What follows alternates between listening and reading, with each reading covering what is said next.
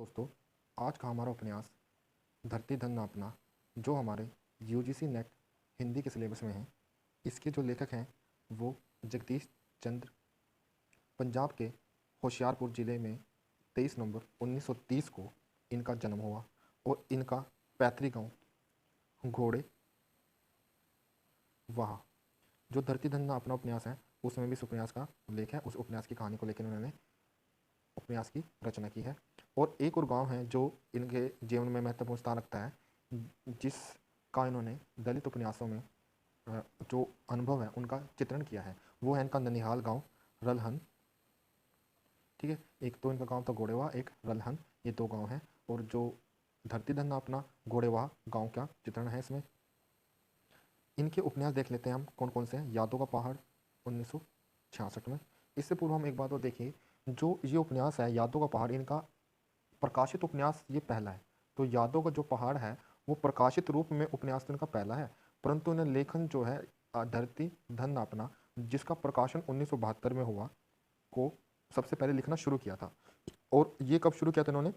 1955 में लिखना शुरू करा था धरती धन नापना। ठीक है, ये ध्यान रखना, आप लिखना शुरू किया था, ध्यान ये इस बात पे रखें। और इन्होंने इसके 8 भाग लिख दिए थे, फिर इन्होंने इसको छोड़ दिया। ठीक है, फिर इन्होंने छोड़ दिया इसको और यादों का पहाड़ लिखा और 1966 के अंदर ये उपन्यास प्रकाशित हुआ। ठीक है, यादों का जो पहाड़ है ये उपन्यास प्रकाशित हुआ 1906 के अंदर। अब उसके बाद देखिए, जो ये उपन्यास है धरती धन नापना, इनके मित्रों ने जो है इनको कहा कि उस उपन्यास को लिखे, प्रेरित किया।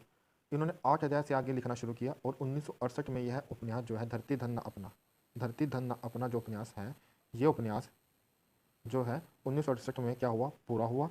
और 1972 में इस उपन्यास को रचा गया। और इसका जो दूसरा भाग था नरकुंडों में वास, ठीक है, नरकुंडों में वास और जमीन अपनी तो थी, इसका अंतिम और तीसरा भाग है।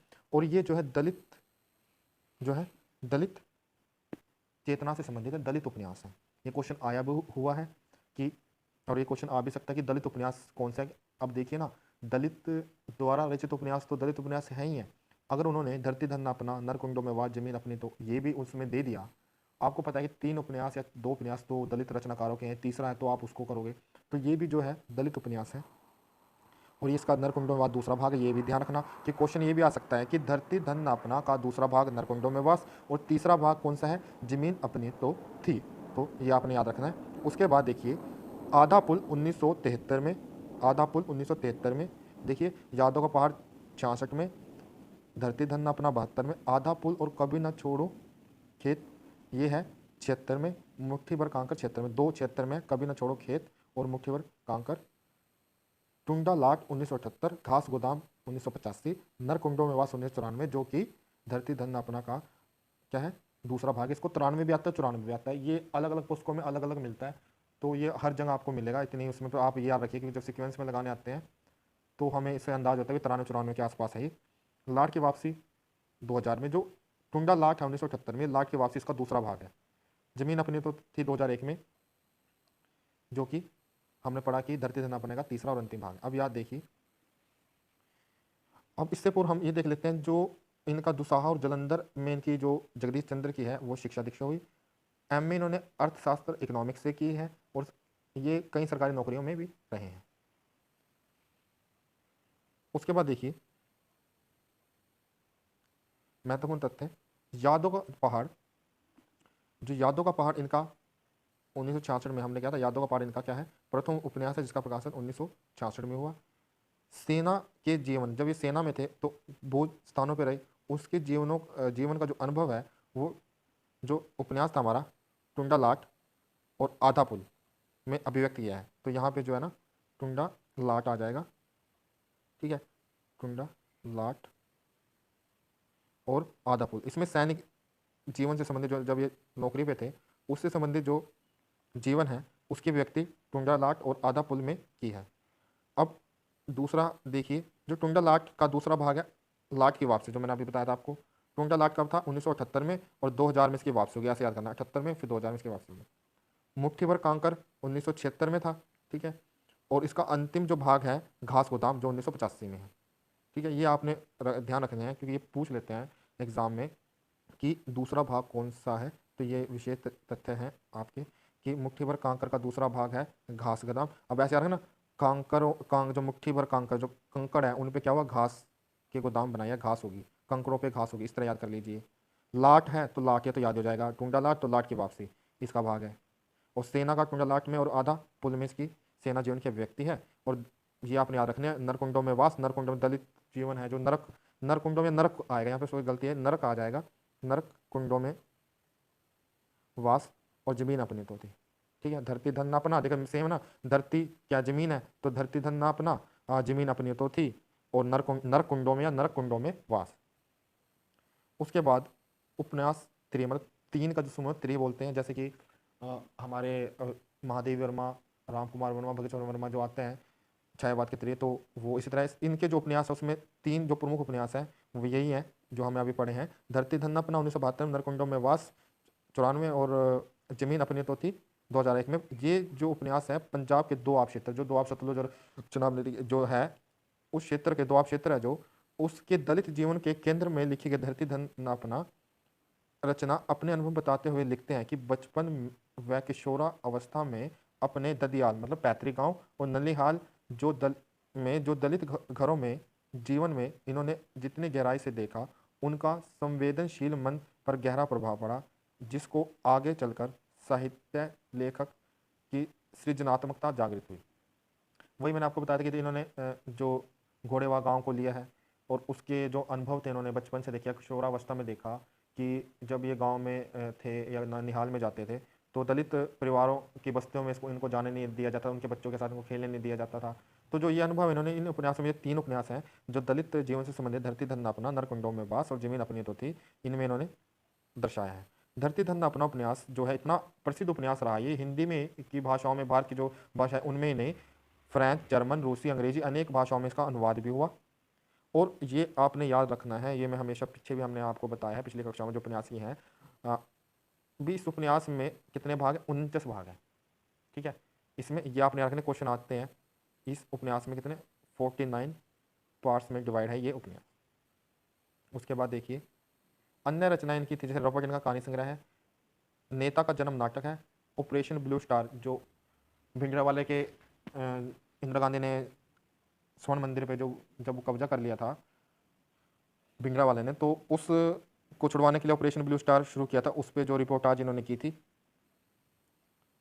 प्रमुख पात्र है काली, धरती धन अपना जो उपन्यास उसके प्रमुख पात्र कौन सा है, काली, इसका नायक भी है।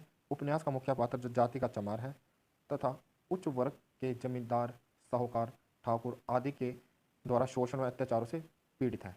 प्रतापी ये काली की चाची है जिसने काली को पाल पोस कर बड़ा किया है। बसंता काली का ताऊ है। निहाली काली की ताई है। जीतू काली का चचेरा भाई, जो बसंता और निहाली का क्या है, बेटा, ये ताऊ ताई का बेटा, ये तो चचेरा भाई बोल देते हैं उसको। ज्ञानो उपन्यास की नारी पात्र है, नायिका भी कह सकते हैं हम इसको, नायिका है ये, और ये काली से प्रेम करती है। जस्सो ज्ञानो की माँ है जो उपन्यास के अंत में ज्ञानो को जहर देकर मार देती है।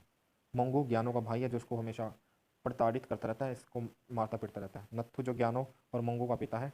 चौधरी हरनाम सिंह जो चमारों पर सदैव अत्याचार करता है, ये गलत है यहाँ पे ना, ये घोड़े वहाँ है का जिम्मेदार है, घोड़े वहाँ, यहाँ पर थोड़ा प्रिंटिंग में हुआ है तो घोड़े वहाँ आएगा का जिम्मेदार है। ठीक है, ये इनका गांव भी कौन सा था, अब ये पूछे ना किस गांव में जन्म हुआ इनका, तो इसी घोड़े वहाँ गाँव में ही हुआ था जगदीश चंद्र जी का। उसके बाद नंद सिंह चौधरी के अत्याचारों से परेशान होकर पहले सिख धर्म, फिर उन्होंने ईसाई धर्म अपना लेता है। मोची का काम करते हैं नंद सिंह, लेकिन ईसाई धर्म अपनाने के बाद भी लोग उसे चमार ही पुकारते हैं। ठीक है, कि उसकी पहचान उस गांव में चमार के रूप में हुई थी, तो कोई भी धर्म अपना ले तो लोग उसको चमार ही पुकारेंगे, या जिस भी धर्म में वो या जिस भी जाति में पैदा हुआ है तो वहाँ आसपास के लोग तो उसको उसी से पुकारेंगे, चाहे वो कोई भी धर्म अपना ले। ये आप अपने जीवन में भी अनुभव करते होंगे। ठाकरी जो है नंद सिंह की पत्नी है। पासो नंद सिंह की क्या है, बेटी है। ठाकरी क्या है, नंद सिंह की पत्नी, और पासो नंद सिंह की बेटी। हरदेव चौधरी हरनाम सिंह चौधरी का भतीजा है, जो हरनाम सिंह चौधरी जो दलितों पर अत्याचार करता है। डॉक्टर बिशन दास गांव का डॉक्टर और साम्यवाद कॉमेड से प्रभावित है ये। अब धरती धन अपना उपन्यास है, उसके हम कथानक या कथा वस्तु हम देखते हैं क्या इस उपन्यास में कहा गया है। इस उपन्यास में भारतीय जाति व्यवस्था के निचले स्तर पर धकेल दिए बहिष्कृतों की तरह जीवन व्यतीत करने वाले दलितों की जीवन त्रासदी का मार्मिक अभिव्यक्ति की है लेखक ने। मुख्य गांव घोड़ेवा से बहिष्कृत बस्ती चमादड़ी, चमारों की बस्ती है जो, में बसने वाले चमार जाति की पीड़ा व उत्पीड़न को लेखक ने यथार्थ रूप में दर्शाया है। उसके पश्चात छुआछात के व्यवहार से उपजा यातना व संताप का मिला जुला विद्रोह स्वर भी इस उपन्यास में देखने को मिलता है। इस उपन्यास के आरंभ जो है काली के 6 साल बाद कानपुर से अपने गांव घोड़ेवाह लौटने से होता है। गांव में काली की एकमात्र रिश्तेदार उसकी चाची जो है प्रतापी है। उसके माता पिता व चाचा का चाचा और चाचा की मृत्यु के पश्चात जो चाची है उसी ने इसको पाल पोस कर बड़ा किया था। काली के पिता माखा, काली के पिता का नाम था माखा, ठीक है, काली के पिता का नाम माखा और गांव के चर्चित पहलवान था ये।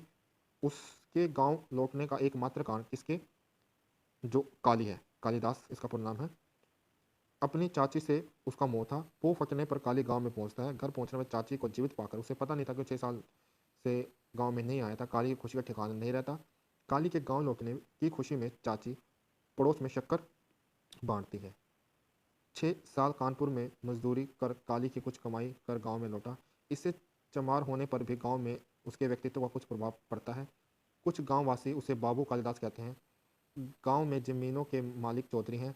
एक दो बनिए दुकानदार हैं। वह जमीनों पर और तथा घरों में काम करने वाले दलित व दलित चमार भी हैं। ठीक है, यहाँ पे ये देखिए, यहाँ पे आएगा वह ये इसमें यहाँ पे वह है, वह जमीनों पर तथा घरों में काम करने वाले दलित चमार हैं। इनमें कौन कौन से हैं? चौधरी हैं, बनिए हैं, जमीनों पर काम करने वाले दलित चमार हैं। चौधरी लोग बिना बात के चमारों के साथ गाली गलौज करते हैं, उन्हें पीटते हैं। उपन्यास का आरंभ में चौधरी हरनाम सिंह अपने खेत की फसल नष्ट होने के संदेह में जीतू की पिटाई करता है, जबकि वो निर्दोष था। मंगू जीतू को पीटने के लिए भड़काता है, जबकि उसकी बहन ज्ञानो चौधरी के अन्याय का विरोध करती है। यही बात काली को ज्ञानो के प्रति आकर्षित करती है।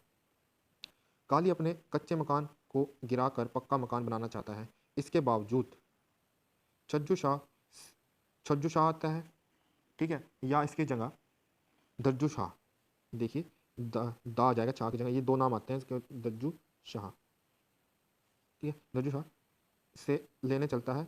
जो छज्जू या दज्जू शाह है उसे पक्का मकान बनाने का उपाय तो बताता है, लेकिन साथ ही काली को इस तथ्य से भी अवगत करा देता है कि जिस या जिन मकानों में दलित लोग रहते हैं वह गांव के शानी जगह ये शामलात है।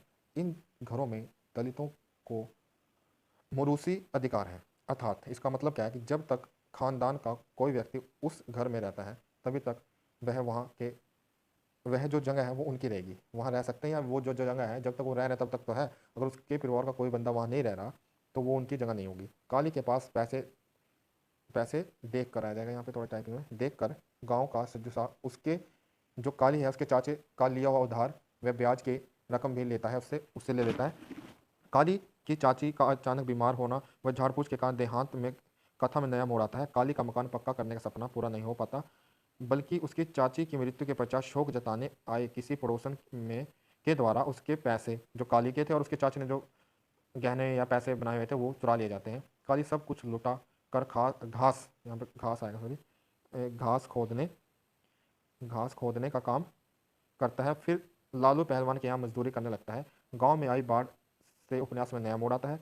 प्राकृतिक आपदा का सामना चौधरी और चमार मिलकर करते हैं, लेकिन चौधरी के खेतों को बचाने के लिए दलित बेगार नहीं करना चाहता।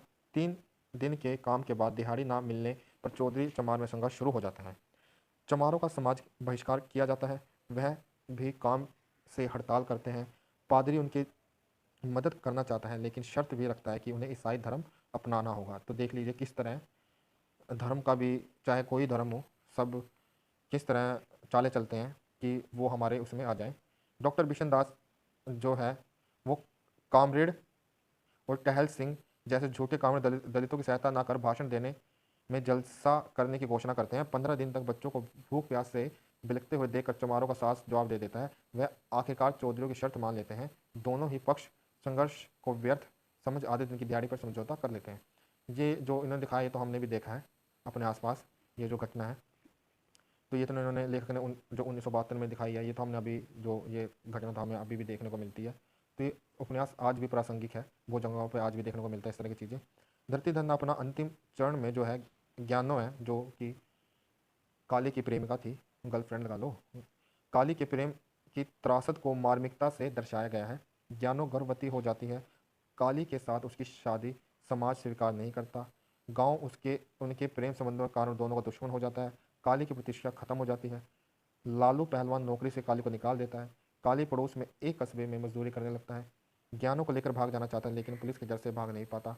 दोनों अपना मिलना जुलना भी बंद नहीं करते वो, जिसके कारण बदनामी के डर से ज्ञानों की माँ और उसका भाई उसे जहर देकर मार क्या है डालते हैं। गांव जो काली है गांव से भाग जाता है। काली के गांव लौटने से जो थोड़ी सुखद रूप में उपन्यास प्रारंभ होता है, शुरू होता है, जबकि अत्यंत विषम परिस्थितियों में गांव से जान बचाकर वह अपने प्रेम का या प्रेम की मौत को का दुख लेकर गांव से चले जाने पर उपन्यास का अंत होता है। ठीक है, इसी तरह हम इस उपन्यास के जो अन्य महत्वपूर्ण पंक्तियां वो देख लेते हैं। इस उपन्यास की जो महत्वपूर्ण पंक्तियां वे देखेंगे, जैसे जो है गोबर की तेज बदबू ने उसे चमादड़ी, जो हमने पढ़ा था, वह हरिजनों की बस्ती के निकट ही होने का संकेत दिया।